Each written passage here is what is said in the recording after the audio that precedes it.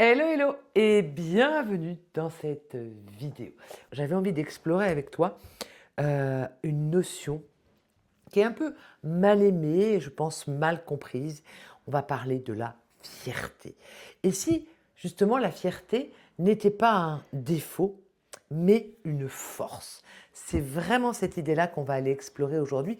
Et quand je parle de fierté, pas la fierté qui écrase, mais la fierté humble qui redresse et qui nous connecte à notre grandeur. Alors si tu ne me connais pas, moi je suis Marie-Agnès Jambard, dit Mage, et je t'accompagne dans le chemin du retour à soi. Je t'accompagne à reconnecter à ton souffle, à ta vérité, à ta lumière pour illuminer le monde. Et oui, rien de plus, rien de moins. Alors pourquoi j'avais envie de te parler de la fierté? C'est parce que c'est quelque chose que j'expérimente moi-même dans ma vie. Euh, Parce que j'ai eu beaucoup de mal avec cette notion de fierté, j'ai eu beaucoup de mal à être fière de moi. Ouais, être fière de moi, me reconnaître, ça a été un chemin pour moi et c'est encore un chemin parce qu'il y a encore des espaces où être fière de la totalité de qui je suis est assez compliqué. Pourquoi? Eh bien, ça vient de mon enfance, là où j'ai grandi, j'étais ce vilain petit canard, cet enfant différent qui finalement ne faisait jamais assez bien, ça n'allait jamais tout ce que je faisais. Ce qui fait que petit à petit, ben, j'ai enregistré en programme que ben, je ne pouvais pas être fière de moi et je cherchais toujours, et j'ai pris un mécanisme de chercher toujours plus à être finalement, à n'être jamais satisfaite de moi, donc du coup à n'être jamais fière de moi. Pourquoi?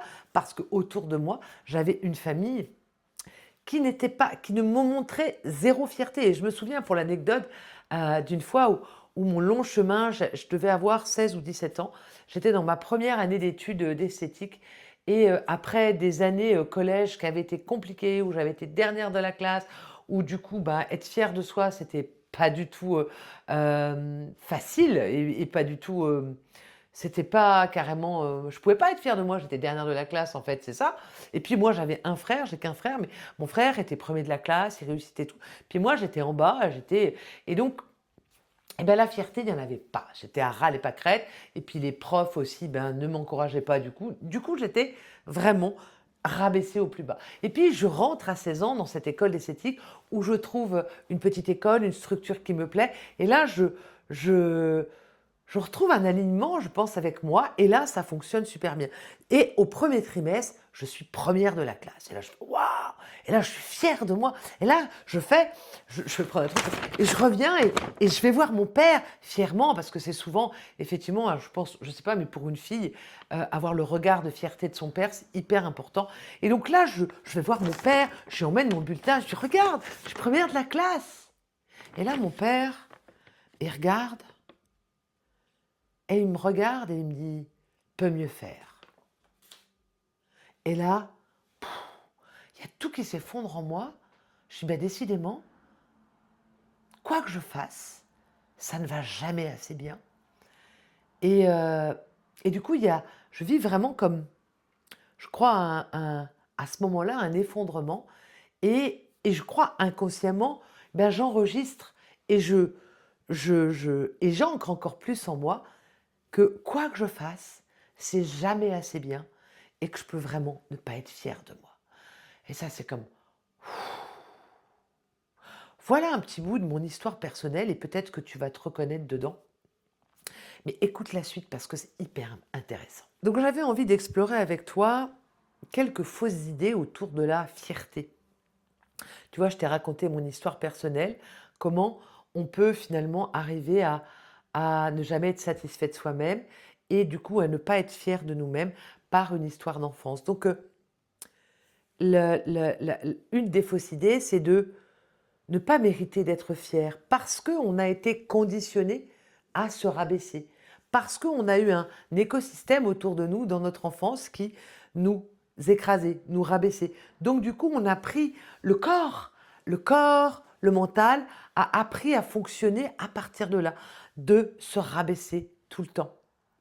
Et du coup, ce qui se passe, c'est qu'on voit même plus, on n'a même pas la vision réelle de ce qu'on fait de bien dans la vie. Et si je te partage ça, c'est parce que je l'ai expérimenté et je l'expérimente encore de temps en temps. J'ai des rototos ou des moments où je me dis waouh, ouais, ben, et j'entends mes discours intérieurs. À un moment donné, quand j'entends ouh, je suis qu'une merde, je sais que là, qu'est-ce qui est en train de se rejouer? C'est pas la réalité, mais ce qui est en train de se rejouer, c'est tous les mécanismes intérieurs qui sont encore là, qui sont encore crus. Et là, je lui donne plus crédit, mais je le vois. Mais tu vois, c'est ces mécanismes-là qui fait qu'à un moment donné, ils nous, ils nous empêchent de nous reconnaître vraiment et d'être fiers de qui l'on est en fait. Parce que, et d'arrêter plutôt d'attendre la perfection. Parce que c'est ça. C'est, on voudrait faire encore mieux, il faut que ce soit mieux. Puis on est dans un monde qui nous pousse aussi à toujours plus. Et du coup, on n'arrive plus à simplement se satisfaire de qui on est. Et donc, ce côté de je ne mérite pas d'être fier de moi, eh bien ça vient de toute notre histoire. Et donc du coup, ça c'est une fausse idée. Tout le monde mérite d'être fier de lui-même. Tout le monde. Alors une autre fausse idée au niveau de la fierté, et moi je l'ai souvent vécue aussi celle-ci, c'est que la fierté c'est de l'ego. La fierté, je suis allée regarder aussi ce que ça voulait dire. Fierté dans la définition, c'est une attitude arrogante. Alors on n'a pas envie d'être arrogant, donc waouh, on évite d'être dans la fierté. Et puis c'est aussi de l'orgueil, donc cette espèce d'opinion avantageuse de nous-mêmes là, dans un groupe qui va un petit peu écraser les autres parce que moi. Et donc du coup, on a un regard et une pensée sur la fierté qui fait que, ah non, moi je veux pas être là-dedans, parce que moi je suis cœur, parce que moi je suis amour, parce que moi je suis tous ensemble, donc je veux surtout pas écraser les autres. Donc on confond finalement et on a accroché, je dirais c'est un peu comme la fierté c'est un mot valise et on y met des choses dedans. Donc du coup, quand on le regarde du côté de ce côté d'attitude arrogante ou écrasante des autres, ben on n'a pas envie d'être euh, fier. Et du coup, c'est d'aller regarder, ok, mais il y a la fierté humble. Et ça, c'est ma prof de Sibalki qui un jour nous l'a partagé alors qu'on faisait un cours, de nous redresser les épaules en arrière, la poitrine en l'enfant, en avant, et être dans cette fierté humble. Et quand j'ai entendu ces mots, fierté humble, ça a résonné et ça m'a ouvert la porte. Ah ok, je peux être fière de moi à partir de cette fierté humble, pas la fierté qui écrase l'autre ou qui est arrogante, mais la fierté humble. C'est pas justement une posture de supériorité, mais c'est une posture d'amour pour soi. Et ça m'a vraiment ouvert la porte, cette fierté humble. Et une autre fausse idée qui nous éloigne de la fierté, d'être fier de qui l'on est, c'est parce que c'est jamais assez. On est une société qui nous pousse aussi toujours à toujours plus loin, toujours plus vite. Et du coup, on est dans cette espèce de course. Mais où on va comme ça, c'est ça, c'est où est-ce qu'on va? Est-ce qu'on peut s'arrêter un instant et reconnaître, voilà, qui l'on est, ce qu'on a fait, et oser vibrer la fierté de qui l'on est, de ce qu'on a accompli jusqu'ici, de peut-être de se laisser la question, de quoi je peux être fière, là, aujourd'hui, moi.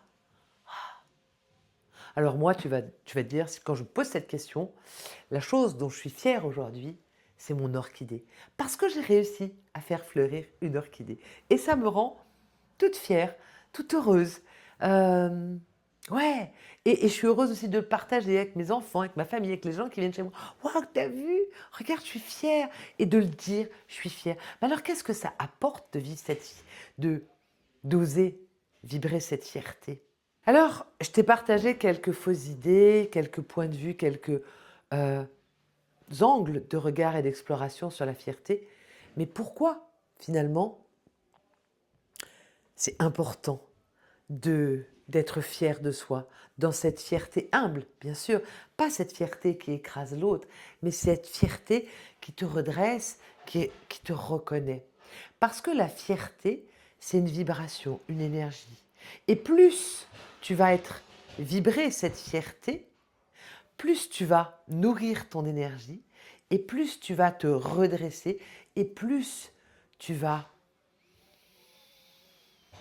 Ah, tu vois, j'ai pas les mots, mais plus tu vas briller, tu vas diffuser, plus tu vas être une lumière pour le monde. Et je sais combien ça demande un vrai courage que celui d'être fier de soi. Parce que parfois le conditionnement, comme je racontais au début, eh ben, il nous a habitués à nous diminuer, à nous rapetisser. Donc être fier de soi, c'est comme juste... Boum, parce que des fois on a peur, en étant fier de soi, je vais écraser les autres. Mais non, n'aie pas peur. En fait, voilà, pour terminer cette vidéo, peut-être que j'aurais envie de te dire, n'aie pas peur d'être fier de toi. N'aie pas peur de ça. Parce qu'en étant dans cette fierté humble, tu vas reprendre ta place. Tu vas te redresser. Tu vas ouvrir ton cœur. Parce que quand on se redresse physiquement, là je le montre, quand je suis comme ça, l'espace de mon cœur, il est tout enfoncé. Quand je me redresse, que je mets les épaules en arrière, qu'est-ce qui ressort? C'est mon espace du cœur. Donc, me redresser et être fière de moi, fière de ce que j'ai fait, fière de ce que j'ai construit jusqu'à maintenant, ça va me nourrir en énergie, ça va me donner de la puissance. Donc c'est ça, la fierté nourrit mon énergie. Waouh! Donc être fier de soi,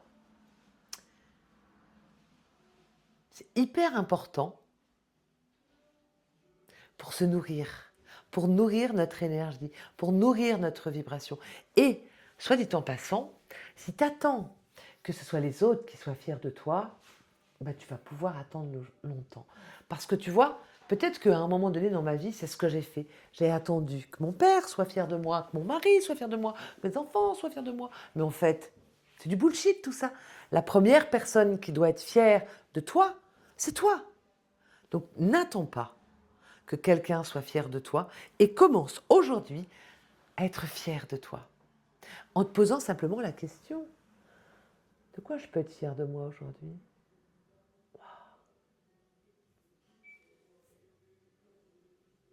Juste ça.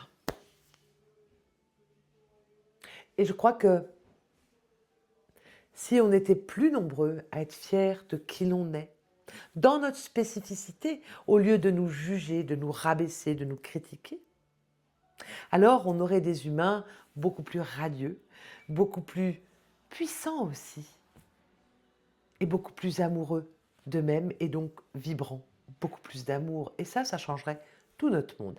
Alors ça commence maintenant, ici, avec toi, avec moi. On y va ensemble, on se redresse, les épaules en arrière, on ouvre le cœur et on ose vibrer cette fierté humble ici et maintenant. T'es partante? Eh bien voilà, si cette vidéo t'a plu, si le sujet d'exploration t'a interpellé, eh ben, n'hésite pas à t'abonner pour recevoir les prochaines vidéos d'exploration à partir des sujets qui émergent comme ça, qui popent dans ma vie. Et puis à partager aussi cette vidéo si elle t'a, si tu penses plutôt que ça peut parler à quelqu'un. Et puis aussi à laisser un petit commentaire pour me partager comment c'est venu résonner en toi parce que ben voilà, moi j'aime bien être en lien avec toi, j'aime bien te lire et j'aime bien te répondre. En attendant, eh bien, prends bien soin de toi et ouvre-toi à l'espace de cette fierté humble, ici et maintenant, pour toi et pour le monde. Moi, je t'envoie lot of love et je te dis à bientôt. Bye!